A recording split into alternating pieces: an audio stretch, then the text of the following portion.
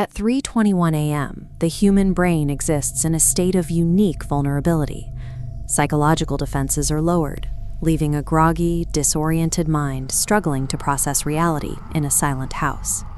Imagine stepping into your hallway for a glass of water and finding a plain, wooden door. It has no handle and sits perfectly flush against the drywall, where only a solid wall existed the night before.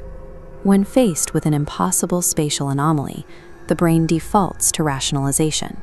You attempt to map the event to something familiar, whispering sleep hallucination to bridge the gap between waking logic and the impossible sight in front of you. This motionless intrusion is the signature of a predatory trap. It avoids triggering a flight response by remaining entirely passive, waiting for the target to notice its presence and engage on their own. The trap uses a single point of engagement, a handwritten sign attached to the wood reading, "Open once." This uses the principle of artificial scarcity. When available opportunities drop to 1, perceived value spikes. The brain prioritizes this restricted resource. The single chance creates a curiosity vacuum.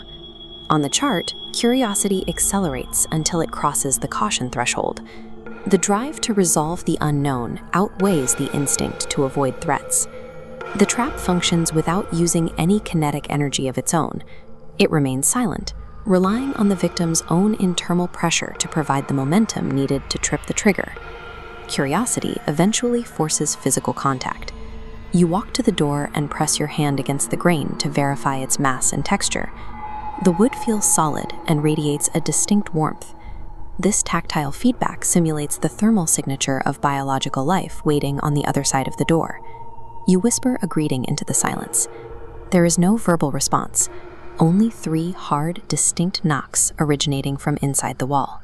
This call and response loop confirms your suspicion that the anomaly is occupied by something intelligent. The knocks provide the physical evidence required to transform internal curiosity into active engagement. By feeding the victim these specific sensory breadcrumbs, the trap moves from a passive visual anomaly to a heart-racing physical confrontation. You are no longer just looking, you are interacting. The escalation reaches a climax when a voice finally speaks from behind the wood. The voice is not a growl or a scream.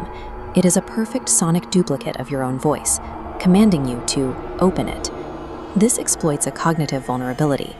We instinctively block red signals from external threats, but the blue signal of a self-generated command seamlessly bypasses our defensive firewall. Trusting our internal monologue, the command node expands, completely overriding rational restraint as your hand reaches out.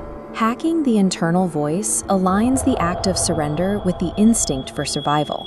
Moving to open the door becomes a command issued from within, bypassing the natural fear of external threats. The door swings open to reveal a room that matches your bedroom inch for inch, only darker, messier, and filled with a thick sense of neglect.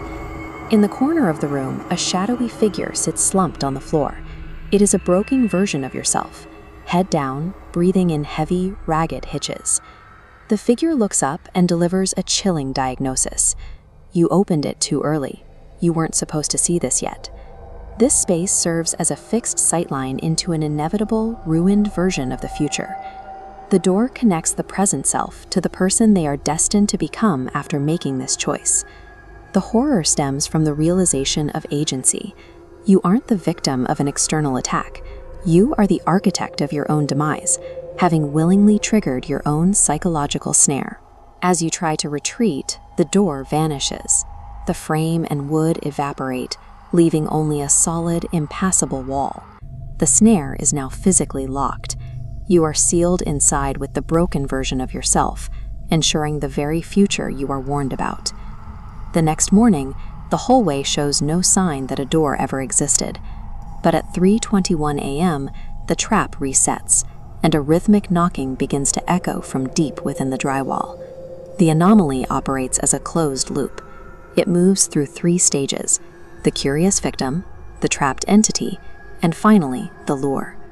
You have been assimilated into the mechanism, providing the familiar voice needed to trap the next iteration.